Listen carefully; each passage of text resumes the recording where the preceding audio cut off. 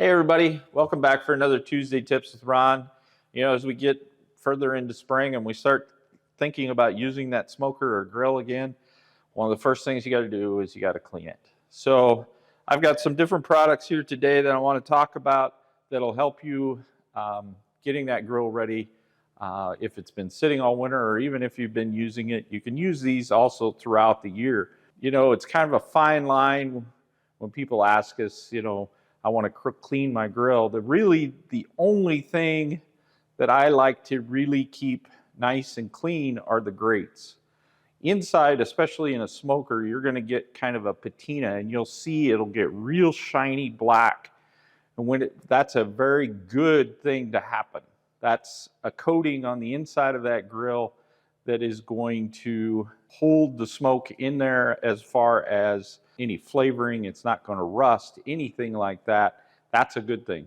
But if it gets too hot, that's going to start to flake off, and then you got to scrape that off and you got to start over. There are a couple of ways to do that. Get you a good stainless steel or any type of abrasive scrubbing brush, and you're going to have to scrape that off, then come back with like a putty knife and scrape it off and get it back to iron. Then you start the process over. You can use cleaners, spray-on cleaners that'll help assist in that, but just keep an eye on it. If it's sticking and it's not flaking off, I wouldn't touch it. But the grates themselves, we've got wood scrapers, we've got metal brushes, we've got abrasive bricks that you can use. This here is called the grill brick, and this is for all of you guys that own a griddle. This is made for cleaning commercial griddles in restaurants.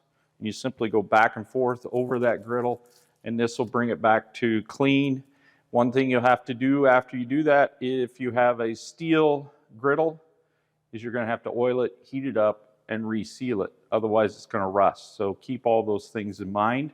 For those of you that have pellet grills, before you start that grill, before you do anything, open up your hopper, look inside. If you see those pellets have swollen or there's any dust or anything in there, do not start it.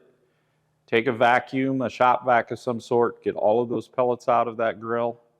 Then take everything out of the inside, look in your burn pot, vacuum that out real good, and then start the grill.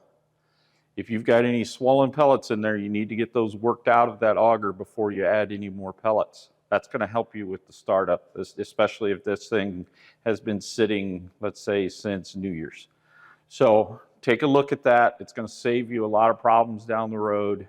And once you get those pellets out of there, then you can add fresh new pellets that are dry, and you should be off and running and ready for a great spring and summer of cooking. So don't forget, we're here to help you barbecue.